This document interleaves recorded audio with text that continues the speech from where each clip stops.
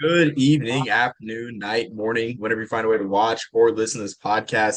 It is me, Omar Sean Borja, the Burger Popper, joined by my good friend Jackson. And for the first time in a long time, the Hardware Pod has a try-box action as a friend on Twitter I've met, Alec Nederveld from M. Farrell Sports and among other sites that he writes for. I mean, it's hard to keep track of doing a lot in the industry so far. He joins Jackson and I this week for Hardware. And we're just excited to have him and decided to have just a new, fresh opinion on the podcast. I'm sure you guys get tired of Jackson and I's old takes, our tendencies and everything. So before we begin, gentlemen, how's everyone doing? I am fantastic, Omar. Thank you so much for the opportunity to come on your podcast. Excited to talk some football. If Omar, if you had told us like 5 years ago that anyone like actually when we started this during COVID, that anyone was actually like listening to this thing, much less wanted to spend time with us, wouldn't have believed you. So Alec, thanks for being gracious with your time and Of course. coming on and looking forward to learning from you and hopefully the other way around too. So Yeah, yeah. Yeah, Excited. and thanks for being flexible. I mean, I really appreciate it. I know we're scheduled for like 11 just to doing some Matt Quicklane Bowl talk, but I'm thinking like, you know what, why don't we just like have Alec on the hardware pod? Because I know like my recording schedule is getting a lot. My wife's, saying it, the season's almost over, so it's getting less busy, but and I'm she's just in the glad. newlywed phase. Like this is supposed to be where she's letting them record all the time. So Yeah. Yeah, exactly.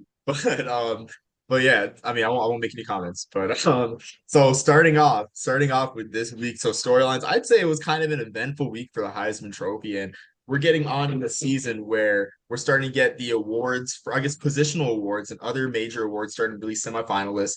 The Davy O'Brien and Maxwell, I believe, released their semifinal awards, but just a kind of eventful week. Starting off, I think in the noon slot. I want to say the game was at noon. Georgia Tech and Miami, where Cam Ward lost to, or sorry, not Cam Ward himself, but Miami lost to Georgia Tech. The magic of the Cardiac Canes ran out against Georgia Tech and they fell. And I'm not sure where they were ranked in the playoff. Well, I did not get to see the playoff rankings today before we hopped on, I think they're nine, but I this nine. believe, if I could be. nine, I think the they're nine. Yes. nine. Yeah. Okay, nine. So still in the thick of it, just can't afford any losses, but definitely hurts Cam Ward's Heisman campaign, really. I know he had a lot of the late game magic. But do you guys think that he's a front runner, or he's still a front runner, or if he, or I guess how much damage do you guys think that the loss to Georgia Tech cost Cameron Ward? I'll start on this. I think that it definitely hurt him. He's absolutely still in the Heisman race, and it's his first bad game all year, I'd say. And no, it wasn't even a bad game. It's just the way that the game went, where he fumbles on what could have been a game-winning drive for Miami. It ends up turning into their first loss. And again, you're gonna get the people saying, "Oh, it's the ACC. How are you losing?" And Miami should have lost all these games already. But I think that Ward, he's probably the third guy in the Heisman race right now, obviously with potential to still win it. Yeah, I would agree with that. I think Genty and Travis Hunter are just too good of talents to not have in first and second place respectively. It's such a unique year where it's like the two front runners are two like non-quarterbacks, right? I can't remember the last time that happened. So it's I think Genty's been a great storyline. The great performance on Big Fox helped a lot. And then obviously Travis Hunter, like I watched all the Texas Tech game. Like you could argue they won that game maybe because of him. And it was another chance also on Big Fox to just showcase his talents on both sides of the ball. So and he put a tortillas in his pants, which is great, always great television. So, but no, I would put Genty, Hunter, and then Ward still. The fact that they lost or what sealed the deal was a fumble is like, man, like that has been the one knock on Ward for a while now, is that he fumbles a lot. I don't remember the exact number, but it's a lot. And so it's just that doesn't help his case for anyone paying attention to that aspect of his game. It does not help. Yeah, so just to carry on with what you guys said, so I do agree with both your takes. Really, my rankings are Genty, Hunter, Ward. I know it's very boring, not much discussion. And like you said, Alec, Ward didn't really have a bad game. I mean, the box score looked great, honestly. I didn't watch any of the game. I was watching Navy USF and everything. Um, but he played great in my opinion. Like just from like a layman's perspective, you look at the one fumble, like why didn't they score more than 23 points, right? But then again, I think definitely. I think with I don't know if it's a perfect storm with Genty compared to Ward. How Genty had his first game on network TV on Fox, and he ran for 209 yards against Nevada, and that just happened to be the week where Miami lost. I don't know if that's going to take as much of an effect, but I definitely think that Ward, I mean, hurt himself in the race. I can't say too much. Another thing that also hurt Ward, I think that we didn't mention, is Dylan Gabriel also being in the race and also setting the record for touchdowns responsible for, which, man, I know he's been in college for a while, but 179 touchdowns in any collegiate career, it's pretty impressive. Like, I'll give him that for sure. But I mean, like, definitely, I don't know if it's a Heisman moment for Gabriel, throwing that 179th touchdown, but it definitely is something that kind of factors in, I'd say. Yeah, I think that looking at Dylan Gabriel, if he has a big Big Ten championship, that's probably going to be the only big game he has. If he shows up, let's say he engineers a game-winning drive to beat Ohio State, that would put him in a very good spot to win the Heisman. He's got the numbers. He's one of the most efficient quarterbacks in NCAA history. Everybody's going to love him for that. Yeah, he has the career milestones in the career touchdown pass record. Gabriel is Oregon winning because of Dylan Gabriel, and I think that's an important distinction. And I'm not convinced the answer is yes, right? I think Oregon's winning because they're a physical football team, which is not something that we're used to saying about Oregon, right? This isn't your dad's Oregon or what Omar what we grew up watching. So it's very different that way. So I'm not convinced. Although it does, it's crazy that like the quarterback on the best team in the country, or number one at least at the moment, is like not top three. Like it's still insane to me. But nonetheless, Miami was winning because of Cam Ward. I'm not sure Dylan Gabriel was the cause of so many victories for Oregon, even if he was, like you said, Alec, one of the most efficient quarterbacks in college football history. Yeah, that's a great point, Jackson. I think it's something we brought up in the past, like past years with like Stetson Bennett's Heisman candidacy, really, where it's like, he's having a great year, but is Georgia winning because, or was Georgia winning because of Stetson Bennett? And I The think the same thing with, analogy no, go ahead, my bad. Oh no, you're good. You're good. The analogy that I steal and that I like to use is from Daniel Jeremiah of the NFL Network. It's trucks and trailers with quarterbacks, right? You have trucks where the team is winning because of the quarterback, the truck, and then trailers where they're just they're tagging along behind a team that's already winning. And that's where I would distinguish them.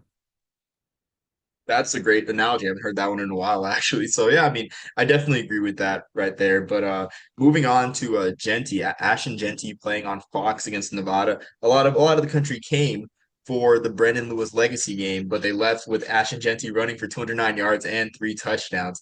And I just don't think that he could have had a better performance in front of a bigger audience. And this is just the first of two network TV games that he's going to have as he plays Oregon State on Black Friday, as Boise State plays Oregon State on Black Friday at noon, strangely enough, so 10 a.m. local time. But that is just going to be a big moment for him to seal the Heisman Trophy. Yeah, I know, Alec. I saw the face. I know, TV controls everything. TV makes everything ridiculous. But I guess how much do you guys think, despite Nevada being an inferior opponent, nothing against Coach Choi there. Um, they got a bunch of fight and everything. It's a program on the rise, but they're just not there yet. So thoughts on Genty's performance against Nevada and how much it helped him. The fact that he was on Fox on primetime against, frankly, a weak primetime slot where you had Notre Dame playing 1-9 Florida State or 1-8 Florida State, whatever the record is right now.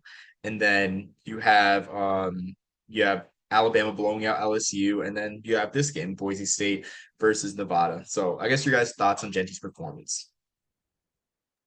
So he did what he needed to do. He has had a couple weeks. I wouldn't even say bad weeks, but 150 yards and a touchdown. It's a good game. That's not going to win him the Heisman. And he 200 yards, three touchdowns again in a national spot where people are watching him. I know people that they would turn on the Fox at or FS1 at 10, 11 o'clock just to see Ashton Genty. Now you get the convenience factor, people who don't have FS1, people who don't want to watch football at 10 o'clock on Friday. You get the primetime spot, you get Genty performing in front of a national audience. That's huge. That's going to only help people, they realize, oh wow, this Ashton Genty guy, he isn't just putting up empty stats because Boise State is so good and he has such a great offensive line. No, he's working for the yards. He is a phenomenal player, and that just proved it to the country. Yeah, it was his first three touchdown game in over a month, which is hard to believe with the way we've been talking about him. So yeah, like you said, Alec, a lot of you put it perfectly where he hasn't had any bad games, but just not like Heisman winning worthy games. Lately he had and his workload hasn't varied a lot. He's had between 31 and 34 carries in each of his last four games. So it's a pretty consistent amount that they're feeding him. But the rush yard total ranges from anywhere from 128 to 217 in that span in his last four games. So yeah, great that again he's on a big Fox. For like you said, people that don't get FS1 don't wanna spend their Friday night watching football. Although I don't know why you wouldn't. But no, I think it absolutely helped his case. And I mean, how much did Alabama help the eyes? How much did Alabama help Ashton Genty in getting eyes on him? Because that game, I mean, that was over pretty quick. So Yeah, exactly. I mean, shoot, like I'm my mind's blown, I guess, that they were beating LSU that much, but it definitely helps when there is a blowout on prime time, to help bring attention to games like Boise State, Nevada. And it's great too. I will say on another note, it's great that Fox is starting to get more Mountain West games on prime time during the regular season because I remember last year you had that Fresno State Wyoming game early in the season where people thought it was like there was New Year's Six implications there for that one because I know Wyoming had beat Texas Tech in that thriller last year coming into that game, and then Fresno State had their two Power Five wins.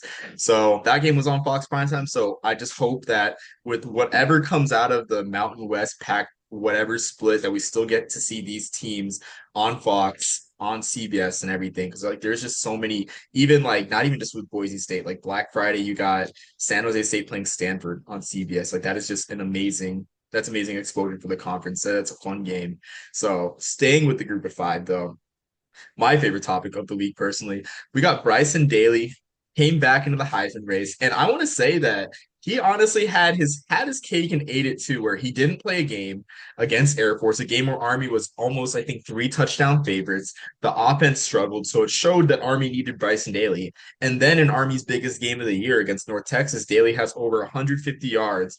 And I want to say he had his Heisman moment so far. Of course, like they have Notre Dame, so the Notre Dame game is going to provide an amazing Heisman moment if they do win.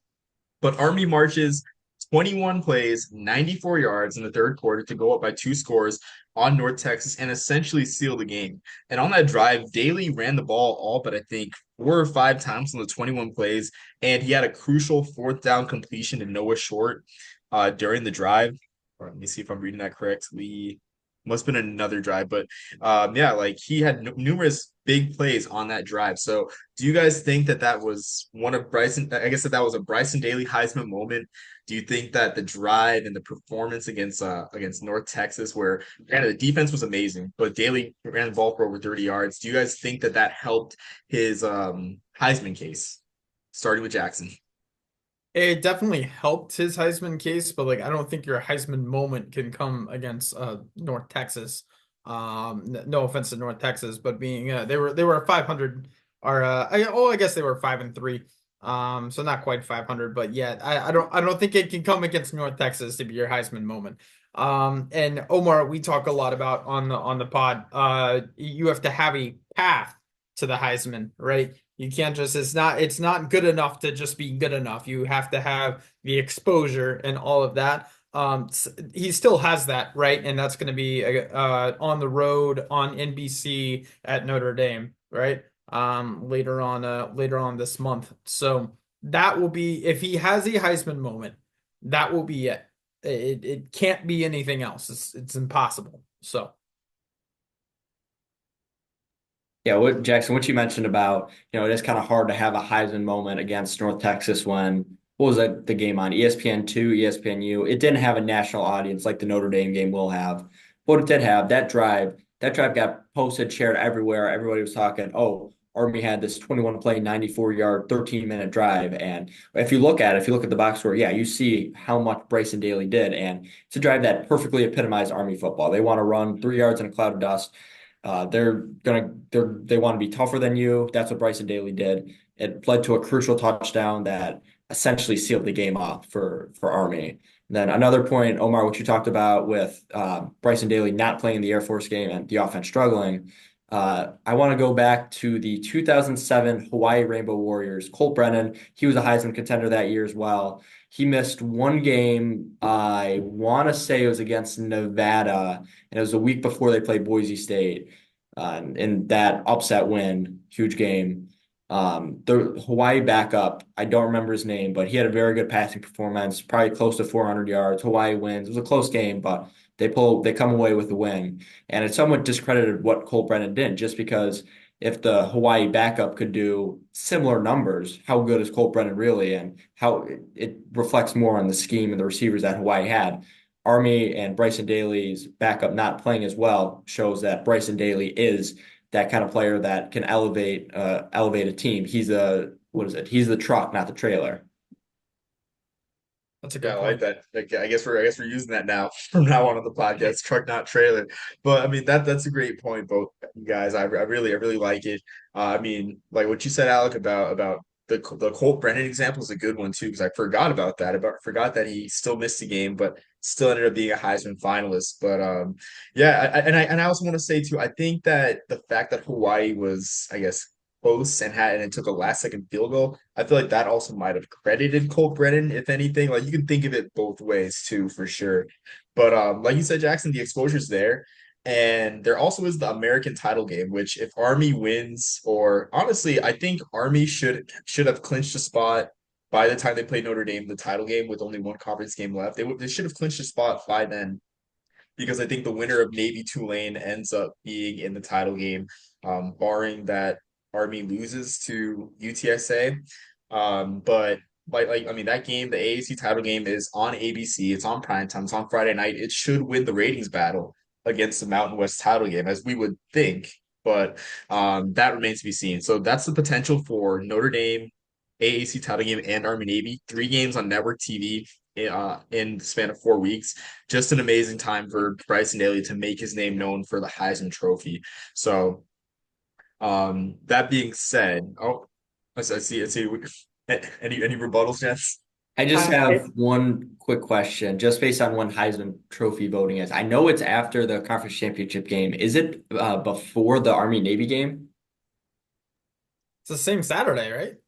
Yeah, I the presentation don't know. is, but I Yeah. don't think the voting. I think the voting that Voting must determines who happen the before that finalists are. game then. Yeah, Yeah. yeah. So yeah, that might hurt Daly's Heisman push, unfortunately. Omar, I gotta know, do you defend the fake field goal right before the half?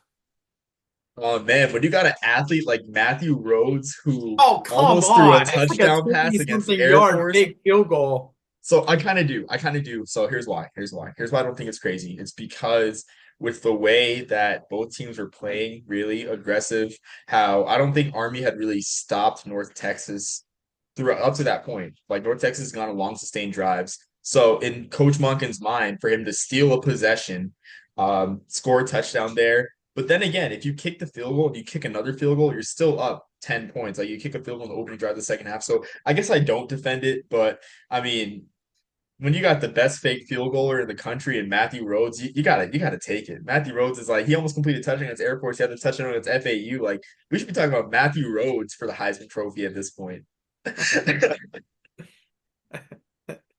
Oh my gosh. No, I can't defend it. When you only put up 14 points in a game, it proves that like points were precious in that game, right? So no, I can't defend it. I'm sorry. Was it fun? Yes. We would have never been talking about a field goal right before the half. But I can't bring myself to. I'm sorry. Not from that distance, at least. I mean, I guess like it makes sense, really. I mean, either way you can decide. Both teams are playing really aggressive. Like that's something I was just like, I think both these teams need to chill out. That's something that I was like thinking, just like watching this game where it's like really over aggressive play calls. But in the end, I guess the better team won. But moving on from Heisman talk, we're gonna go with our players of the week. We'll start with Alec and then go to Jackson, and then I will complete the circle. Starting off with offense. So Alec, who's your offensive player of the week? Got Quinn Ewers as my offensive player of the week. He had a huge game in Texas's blowout win over Florida. 19 of 27, 333 yards. He had 3 touchdowns. Look, he did what he had to do. Florida, this is a Florida team that a week ago, Carson Beck threw 3 interceptions. They limited Nico Olave, and I think that Quinn Ewers had the best game on any from any quarterback on the Florida defense all year. This includes what Cam Ward did in week 1. He had a fantastic game, really just set the tone for what Texas wanted to do, and it led to a dominant win. Yeah, that was a painful one. That was not fun. That was brutal to watch. But no, I would agree. He absolutely shredded Florida's defense. And it's a different Florida defense that we've seen in the past few weeks than the start of the year, right? Like this was Cam Ward obviously had a great game, and so did A&M and anyone who would have played us those first few weeks. But and then here you go to recently, when you actually got some, like you said, Carson Beck threw a few picks. We got some like very like good stops. So yeah, no, Quinn Ewers had a fantastic game. For my offensive player of the week from last week, I'm gonna go with Rushawn Baker, the running back from Elon, in a 40-36 upset over William and Mary. He had 22 rushes for 167 yards. All 4 touchdowns in the game were in the air, but it was undoubtedly Rushawn that really got them going between the 20s. He's a transfer that played 30 games over 3 seasons in Bucknell, so lots of experience. His workload was really light to start the year, but it's slowly increased. In games where he's had at least 15 carries, Elon's 3-0. In games where he gets less than 15 carries, they're 1-6. So let me see if you see a trend in that. So as long as it's pretty clear for Elon, keep feeding Baker and you will probably win. Yeah, how about a Ray Bucknell? Imagine if Bucknell had him with the year that they're having out there in the Patriot League. But yeah, I mean, tons of parity in the CAA. That's definitely what it's known for. And it's just going to grow once Richmond leaves the league. So for my offensive player of the week, like the main focus is going to be on 2 receivers, one from each team in this game. But I just want to take a moment and just kind of marvel at what happened out there in Ithaca with Penn beating Cornell 67-49 in the highest scoring Ivy League game of all time. And this is great because for me as a purist, as a historian, when we talk about Ivy League rivalries, it's always about Harvard, Yale, and even about Yale, Princeton, Harvard, Princeton, the HYP, right? But people don't realize that Cornell Penn was probably one of the most important games of the year in the Ivy League until the 60s. Those 2 schools would play on Thanksgiving every single year. It was a national event, and Cornell and Penn were both really nationally relevant in the 40s, competing for national championships and AP top 10 spots. But enough of the history lesson. 67-49. My players of the week in a tie are the receivers from both teams. We got Samuel Musungu, who had 14 catches for 148 yards and 3 touchdowns for the Big Red. And then Jared Richardson, who had 9 catches for 141 yards and 3 touchdowns for the Quakers. Just insane performances on offense all over. Just an insane stat line for both quarterbacks. Liam O'Brien and Jamison Wong combining for 11 touchdowns and over 400 yards of offense for both. I mean, just an insane game. But mostly the receiving performances. This is just really an amazing year for receivers in the Ivy League. Like there's just so much receiving talent that I've seen on the Friday night games with like Samuel Musungu, Jared Richardson. David Pantelis looks like an amazing slot receiver who could fit like an Andre Yoshibas mold and, who could follow that trajectory. So just an amazing year for receivers. And I mean, the Ivy League produces pretty good, pretty serviceable receivers. Like you look at Justin Watson still sticking around in the league on the Chiefs. I want to say still on the Chiefs, I think. So just great receiving talent. And man, if you have the chance though, if you guys are listening or watching this, like watch the highlights for that Penn Cornell game because like I don't even think a lot of people conceptualize Ivy League schools scoring that much less both teams in the same game.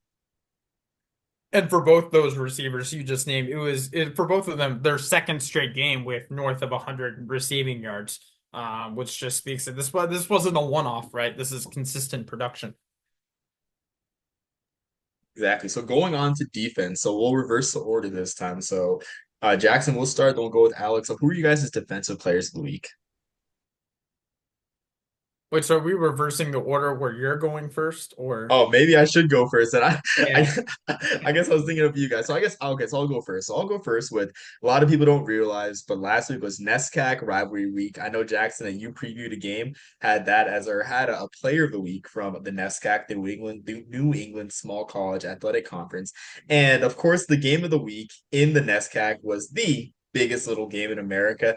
Amherst versus Williams. Now both teams were not in the running for the conference. These teams do not play non-conference games.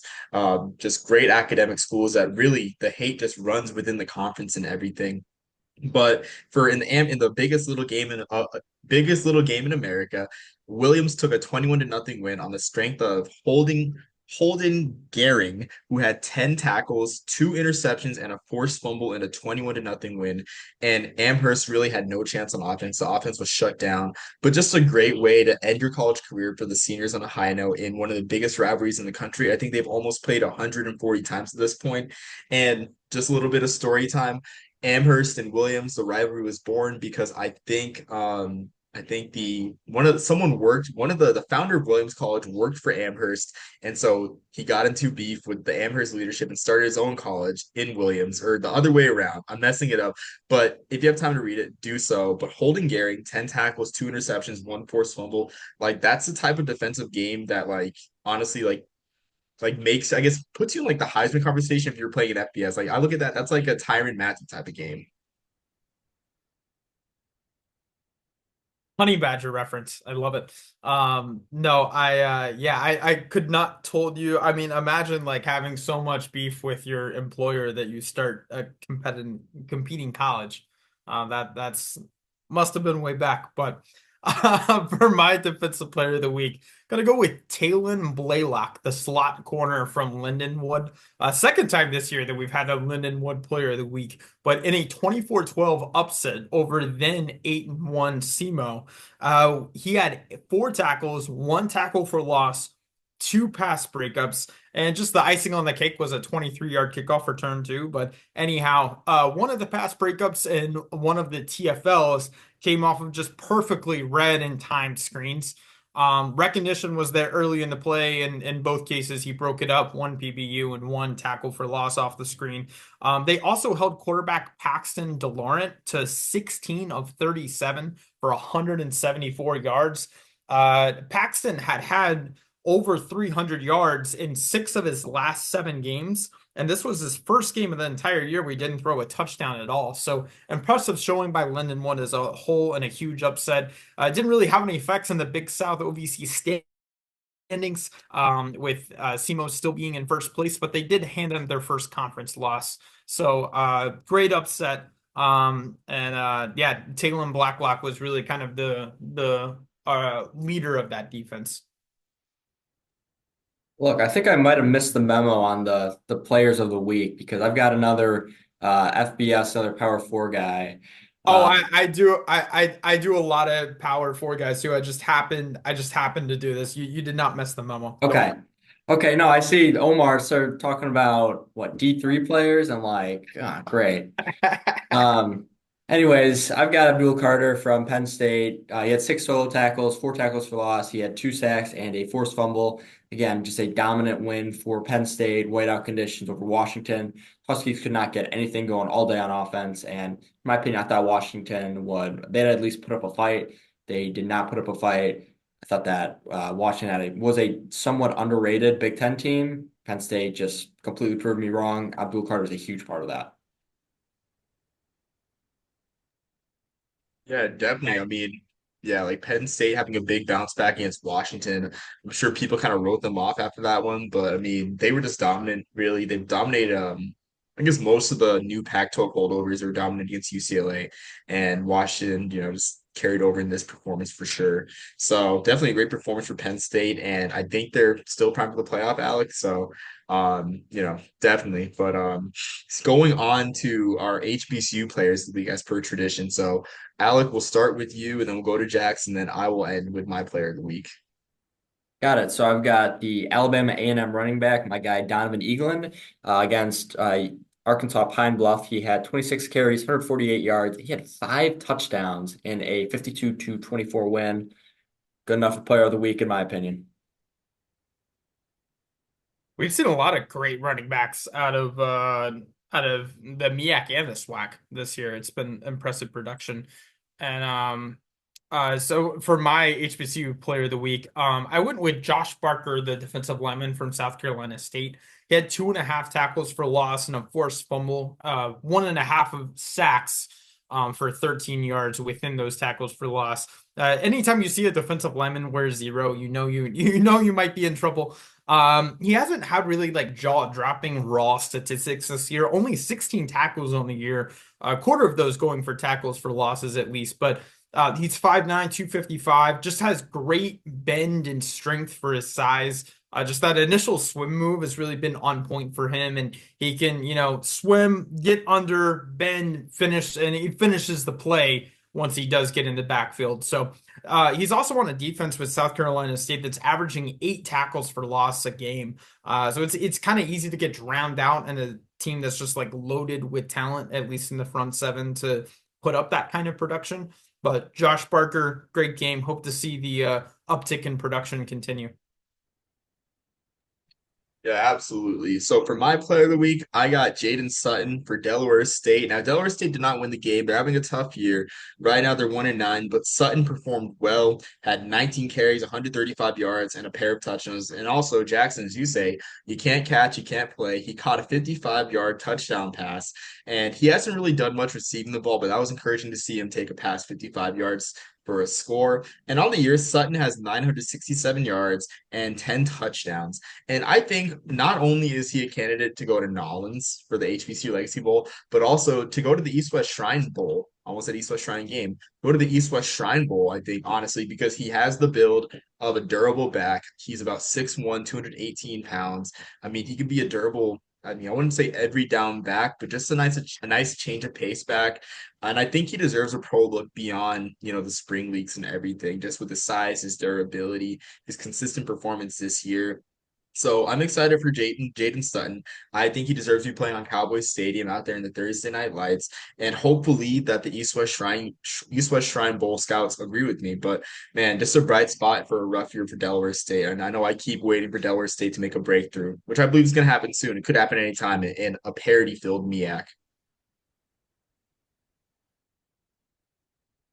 So finally, going on to the last part of our podcast, our games of the week. So for games of the week, Alec, I'll let you start for your first game that you're looking forward to this weekend. I got it. Did I miss the memo again by only doing FBS games again? No, no, no, no. I've got an FBS game too. Okay, okay. I'm gonna talk about a couple Power Four games as well. So All right. I'm going to go with the less obvious of my two answers. I'm going to go Arizona State, Kansas State. Arizona State, they are sneakily an 8-2 team. They are firmly in the mix to make the Big 12 championship game, something that I haven't seen a lot of people talking about. It's been a lot of Colorado, BYU, then Kansas State and Iowa State for the last 2 weeks. But no, Arizona State is right in it. I do not know how the tiebreakers work off the top of my head in the Big 12, but they would have a tiebreaker with a win here and a win over Arizona at the end of the season. They would be 10-2. They'd have a tiebreaker over Kansas State. Again, I'm not sure. They need Colorado to lose, actually. I forgot that one of their losses out of conference. But again, this is a game, two very good teams. Arizona State, Cam Scatterboo, third best running back, in my opinion, in the country. And Arizona State, they are a pretty complete team. They won last week against a solid UCF team without him. Want to see what Arizona State can do on the road. Bill Snyder Family Stadium at night. That's a pretty hostile environment. I think Arizona State, though, can come in there. I think they will make it a game. Kenny Dillingham has really done a really solid job at Arizona State. And like I think earlier in the year, I called him the Shane Beamer of the Big 12, where he loses some games that he probably should win and win some games he probably should lose. And no, like I didn't give him enough credit. Like 7-2 on the year. They're still in the bowl ban phase, right? I believe. I But think that was just last year. I think they was just it had just one year last year? self-imposed ban. I couldn't remember, but no, like he has really done a great job. And yeah, excited to see how the Sun Devils do in a hostile environment like that. I want to just briefly brush over three games that I'm curious to see how teams react, and then I'll go into my first real game of the week to watch. Utah, Colorado. Oh my gosh, how great was it to have the Holy War back as a regularly scheduled game? And I think that I mean, it is every bit of an intense rivalry as we remember. There was no hate lost in the in the time where they weren't regularly playing the game. I think we all saw the comments by Utah's athletic director about how the game was stolen from them and all that. So curious to see if this is going to be like pissed off Utah, and I don't really want to play a pissed off Utah team under Kenny Whittingham, under Whittingham. So because they're known to be a physical team, obviously, even if this year they haven't really been up to par. So curious about that one. Also curious about LSU, Florida. Both teams just faced devastating blowouts in embarrassing fashion, and someone's got to win that game, man. So I don't know who's it gonna be. Obviously, I'm a little biased on my end. It definitely helps that it's in the swamp. So. And then the last game, Clemson Pittsburgh. This was a few weeks ago. We would have circled this on the calendar. Pitt just again losing in not great fashion against a Virginia team that we probably didn't think should beat Pitt a week ago, right? I'll put it that way. So excited to see. And that has, especially with Miami dropping a conference game now, some like legitimate implications in the ACC standings, right? So now that they've gotten rid, like most conferences, gotten rid of divisions. So I guess they did that before they added a few teams, but you know what I mean. So anyways, on my first real game of the week to watch that I want to talk a little bit more at length about, I'll go with Montana State at UC Davis. This is a 10-0 Montana State team on the road against 9-1 UC Davis. And remember, UC Davis, the only game they lost was on the road at Cal in week one, back when the Calgorithm was nice and strong. So first versus second place in the Big Sky. It's the best rushing offense in the FCS versus a top four passing offense. No one is better on third down in the FCS than Montana State. They have the highest conversion percentage. Montana State is like blocked a few punts on the year. Like there's just a bunch of strengths for both teams. I think Montana State is gonna pull this one out. But it'll be I'm shocked it's like only on ESPN Plus and what's a pretty weak like late night slate. Although I'm cautious to say that because every time we say that, it's like just a bunch of great things and a bunch of upsets happen. So but yeah, Montana State, UC Davis, 8 p.m. on ESPN Plus, I believe. Yeah, I mean Montana State, UC Davis was honestly the I'd say like the non-casuals pick for game day this week, but instead they're going back to Tennessee, Georgia, and everything. But that one should be great. And it's just a shame that I wouldn't say it's a shame, but it's just sucks that Big Sky only gets I think two games on linear TV, ESPN2 and ESPN main, ESPN2, ESPNU. It's a shame that that's how it works. They only get two games on those networks because this one is definitely worthy of the network honors. But going with my first game of the week, I'm going the opposite direction of you guys. I'm going with Bucknell versus Holy Cross. And almost 4 years ago, 3 years ago, actually, with the spring season of the Patriot League, where they had their first and only conference championship game. These two were the last two standing for a playoff spot.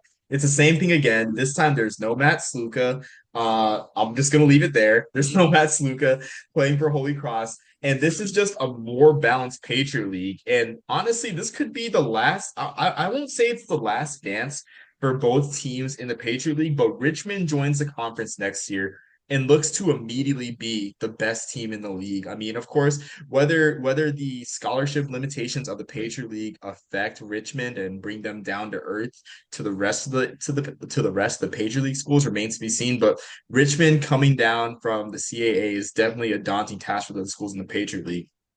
But going on to Bucknell, Bucknell beat Lehigh. Honestly, the best team in the Patriot League, most well-rounded team. They beat them 38-35 early in the season. Holy Cross played that same Lehigh team at home and only scored 7 points, which raises legitimate concerns, right, for Holy Cross's offense in the first year without Matthew Sluka. But both teams need to win this game. This is the de facto Patriot League championship game because if Bucknell wins, they will have held the tiebreaker over Georgetown, who has one conference loss, and over Lehigh, who has one conference loss. And of course, Holy Cross will be knocked out with two conference losses as well. Bucknell, if they lose to Holy Cross, they would need Georgetown to knock off Georgetown to knock off Holy Cross next week, but Bucknell can take care of business on their own this week. And this would be, if they win this game, it would put them in their first postseason game. If you don't want to count the 2020 Patriot League championship game, put them in their first postseason game since 1935 when they played in the Orange Bowl. So talk about huge stakes here. Great quarterbacks here. Ralph Rucker the fourth, definitely. I think he's a Hula Bowl candidate. I think he should play in the Hula Bowl. Really, he's got great pro potential. He's thrown the ball consistently this year, very accurate. And then you got Joe Pasansky, just a great quarterback for Holy Cross. 17 touchdowns, 4 picks. Struggled last week, but man, all the marbles are at stake at Fitton Field. And man, I just wish I lived in Worcester again. So I could just go there, go to the game. But man, what a game out there. Ray Bucknell, just this one time as a Holy Cross fan. Wait, Ray Bucknell, they can have their playoff appearance. I mean, you mentioned that Jalen Coker, right? 8 targets over there in Germany Sunday morning. So without those two, this offense has looked very. I think last year what they averaged like 31 points a game or something like that.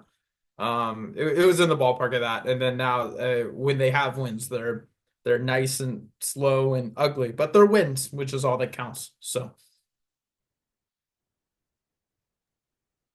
All right, Alec, what's your second game of the week before we finish off? I'm gonna go to the group of five for this one. I'm gonna go Boise State, San Jose State. I think Boise State, they're about 2 touchdown favorites. I think they should be at upset alert. I think San Jose State, they obviously have one of the best offenses, not only in the Mountain West. I can make a case for them being one of the best in the country. Um, I do not know how to say their coach, Ken Niyamoto. Did I say that right? I think that Uh, might actually be right. New Matololo. Oh New man. Matalolo, not even close. He's obviously former Navy coach. He had the triple option background. Since gone with the what is referred to as the spread and shred, which is a variation of the run and shoot offense this year. Pretty similar concepts, a little bit more of a running game involved. Dick Nash, one of the best receivers in the country. He's going to put up a lot of yards. He's going to put up some touchdowns. Excited to see that. Obviously, Boise State, get Ash Genty. I think that this is a game that Genty's going to get a lot of opportunities. He's going to have to score in a way that we thought would happen against UNLV. Boise State's going to need Genty. It's going to be a back and forth game. I think it's one of the best to watch this week. I'm going to go ahead and stay in the group of five for my next game of the week to watch. Tulane at Navy, which is noon on ESPN2. The Tulane offense versus the Navy defense is really going to be the better of the chess matches in this game to watch. Tulane has the third best third down offense in the country. They convert on 53% of them. They average 34 minutes of time of possession, which is also third best in the country. And then they're top 10 in passing efficiency and in total rushing offense. And then Navy obviously has had a pretty solid defense. The Notre Dame game kind of skews a lot of the statistics where they're not so much on a national scale, but they have the sixth best red zone defense. Only like 60% of opponents' red zone possessions actually end up in scores against Navy, which is pretty impressive. Omar, I know Army's is at 50%, but still impressive.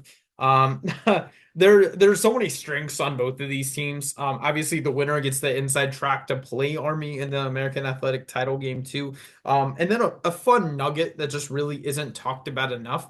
No one in the country has more defensive touchdowns than Tulane with 6. The next best team in the country has 4. So something that could lead to the game getting out of hand or having the game be put away, at least with a defensive touchdown. Yeah, so I mean, both amazing choices. San Jose State, Boise State, right? I mean, San Jose State has only won one meeting all time against Broncos. Definitely a lopsided series, but man, like San Jose State looked amazing last week against Oregon State. Kenny Matalolo just inherited a program, and you could say he's done more than Trent Dilfer. He took a program on the rise and didn't, didn't destroy it. There's some worth in that after what Trent Dilfer's been doing in UAB. No disrespect to him, but I That's the mean, second stray that Trent Dilfer has caught on this podcast this year. Poor I'm guy. just saying. I don't I'm know if just that's saying. San enough. Jose State. Yeah, like San Jose State is just like they're a bowl team, and he didn't not make them a bowl team like Trent Dilfer did with UAB. But I mean, enough there. Like honestly, Weston Egets, starting to figure things out with Emmett Brown gone. Hopefully, Brown comes back against Boise State, but we'll see. And then Jackson with Tulane, like something that you missed. Mekhi Hughes at running back. Like we could very well be talking about Mekhi Hughes the way we're talking about Ashton Genty this year. Like Hughes already has 1,209 yards. He ran for almost 1,400 last year. He's had five straight 100-yard games, something like you almost don't see nowadays unless like it's Ashton Genty or another great back. So I'm excited for that one. Definitely great national implications there. But I'm gonna go once again in like the complete opposite direction because it's D3 rivalry week and it is the 130th playing of the Monon Bell game. And man, like I tweeted out yesterday about game day, like just doing the same thing over and over again. Like this is a game day worthy game. Like you have a rivalry that's been played 130 years. Wabash has played Notre Dame. I think Wabash beat Notre Dame. I think like before Newt Rockne back in those days. You have two tradition-rich programs and two teams that are the best teams in D3 right now. You have Wabash, who is 7-1 right now, and 8-1 right now, and they're led by a great running back in Xavier Tyler, who has 1,002 yards and 9 touchdowns for the Little Giants. On offense, they're averaging 38 points per game. On defense, they're allowing 15 points per game. Gavin Rupert and man, my handwriting's so bad, and Jordan Cree each have 11 tackles for loss on that great defense. They're 8-1, but DePaul is somehow better than Wabash. They're 9-0. They average 54 points per game on offense and allow just 10. And their quarterback, Nathan McCahill, I honestly think like I'm gonna keep saying it about like all these guys. I would love to see all these guys playing these All-Star games, but this guy like legitimately like deserves a shot as a UDFA. He has 39 touchdowns, two interceptions, averages over 300 yards per game, or almost 300 yards per game. And DePaul is undefeated. The winner of this game is in the playoffs, and the loser might not be in the playoffs because of the way that the format is, where you have 40 teams in the Division III playoffs, and there's 28 conferences. So that means just 12 at-large spots among the 28 conferences. So a lot of good teams are getting left out. So everything is on the line in the Manon Bell game. Game day should go there one year. Maybe, in my last years here on Earth, they'll give the Manon Bell game a chance. But I feel like I mentioned this game last year too. It's just one of the great rivalries in D3. There's just so many history-rich rivalries, including this game. It's a bucket list game for me for sure. Alec, I haven't heard of the game either, so I don't expect either of us to add anything to this. But Yeah, I wasn't planning on it. What I was gonna say, I have not followed D3 football as much as I should this year. Is this also Cortico week? It absolutely is, Alec. Yeah, see, I was like torn on like whether to mention Cortica, but like for me, like granted, I'm not from the area, Alec. You're from upstate New York, but I see Yeah. like, man, this rivalry is not that old. Like, what's the big deal? But like, I'm probably gonna get some hate from some Ithaca and Cortland fans just by saying that. Look, it's huge. You got two teams in the same city that they hate each other. They're both similar institutions. Cornell, obviously the Ivy League. Ithaca themselves are a pretty good academic institution. They've just been playing. They've been at the top of their conference. I believe it's the Empire 8 for a good while now, and it's always a close game. I don't know why it's that heated of a rivalry past that, but I just know that it's always a lot of fanfare. I know they played at Yankee Stadium, I believe, last year. If you got a D3 game that's big enough to go to a professional sports stadium 4 hours away, you're doing something right. It's always a huge game. Yeah, they also played at Giant Stadium. Sorry, MetLife Stadium too. It's not the 80s. MetLife Stadium a few years back, as well. So yeah, like definitely maybe next year I'll mention the Cortica Jug game. But I mean the aid to the Manon Bell. I mean 130 years worth. That's pre 19th century. But I mean that's really all I have, gents. Do you guys have anything final to add before we sign off? I don't think so. I don't have anything. We are yeah, it's I can't believe that we're in November. I know I say that every week that it's like I can't believe we're in week, blank, but no, we're getting close to the end here. It's awesome that we're having so much meaningful football be played.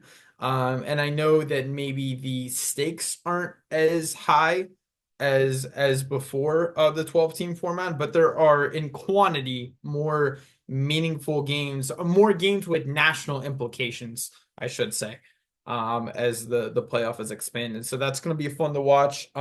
Listen, the sport, every sport evolves, college football more than others. But it's like we're just learning to appreciate it for what it is, right? I don't think any of the three of us are gonna sit down and whine and cry about the good old days. Like, no, college football's changing. Get used to it. It's always gonna change. So we might as well embrace it, might as well enjoy it for what it is. I will say that I do look back at the old Big East every now and then. But Ah, Omar, man. what I Yeah. do want to talk about, Army Syracuse canceling the series. I know you yeah, I agree with you. I know you had that video you posted to Twitter earlier, and I one of the points you made, I definitely think it would be cool to see us Syracuse Army play in a bowl game. I would not like to see that in Yankee Stadium just because Syracuse has already played enough games in Yankee Stadium, in my opinion. The whole fan base hates that we play there. We played since 2010. I believe we played there a total of 4 times. It may not sound like a lot, but 2 times it's a bowl game. Nobody wants to go to the Pinstripe Bowl in Syracuse fan base. Also, the Pitt game last year, and people are mad that they're taking a home game away from, I think we only had 6 last year, and, fan bases always find something to complain about. But yeah, I absolutely would love to a home and home or 2-for-1 or something. Get down to Mikey Stadium. Again, two Northeast teams. Syracuse hasn't played Army other than last year and what feels like a very long time. I think it'd be a great game. Remember that Yeah. streak when like Texas went to the Alamo Bowl like 4 years in a row? Like just because you said that, that's gonna be Syracuse with the Pinstripe Bowl now. Like I just gonna like I know that the Pinstripe Bowl, they're gonna find every reason they can to try and get us there just because it's the closest bowl we've got. There's a lot of Syracuse fans in New York City. I think the same thing's gonna happen to Boston College in the Fenway Bowl. It kind of sucks, but or Hawaii in the Hawaii Bowl, another example. But yeah, it kind of is what it is. Yeah, I would agree. So like for me, I'm thinking like this year, like, I've been telling people that the fever dream for me is not the playoff. It's Army Syracuse in the Fenway Bowl. That's all I'm gonna say about that. That's a fever dream for me. Like I don't really want the playoff, and I've been vocal, and people are probably gonna hate me about this, but it's like give me a bowl game. Like don't give me a glorified paycheck game. Give me a bowl game. Like I want to see us play at Fenway. Even the Independence Bowl. Like I want to take down Fernando Mendoza at Cal. No offense to him. I just wanted to say Fernando Mania. But yeah, like it is sad. I agree. I do wish that we played again for sure. And I thought things were getting better, but we just had to join a conference. Darn it. No, I'm just kidding. I'm not mad about joining a conference, but it just is the way things are, honestly. And a lot of schools, it's funny seeing schools' tendencies because there's some schools listening to a podcast on Ask for Football. Um, and it was like one of their podcasts on Patreon where they talked to athletic director Mike Buddy, and he said a lot of schools just didn't want to break the contract with Army. They're like, we don't care if we play you in 2038, we want to play Army, which actually happened. I think we're playing Buffalo in 20. We moved our series to 2037 and 2038. Syracuse not so much because they stand to lose more. Frankly, like losing to Army, losing to a team in the AAC in the playoff era, in the 12-team playoff era, especially with the way things are going with the ACC, like it's just it's a low reward, high risk endeavor. Yeah, I know that the ACC commissioner, he's been vocal about ACC teams. They don't want ACC teams to play road games at Group of Five teams. I know that's why the NC State App State series that got canceled. I think that was in 2025. NC State was going to go to App State, and that game got replaced with an in-conference, out-of-conference game with NC State versus Virginia. It sucks that we're losing. I think NC State App State more than Syracuse Army. I think that would be an absolutely fantastic game. Boone always has a great game day atmosphere, and we're missing that for an out of conference game, another essentially conference game. any athletic director who schedules an FCS game with any school with Dakota in it just should be let go though. Like this that is asking for trouble. Yeah. Well, I mean, I guess on with this. We may not have Syracuse Army, but at least we got Syracuse Colgate, I guess, in the next few years. Like that now that is the real in-state rivalry. Yeah, what would we have without the Syracuse Colgate rivalry in football?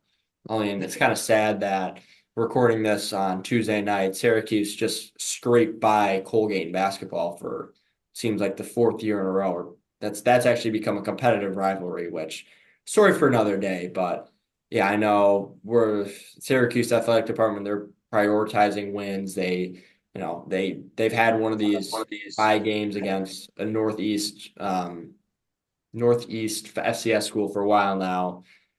That's not going to go away anytime now, and it's costing Syracuse from some better out of conference games, in my opinion.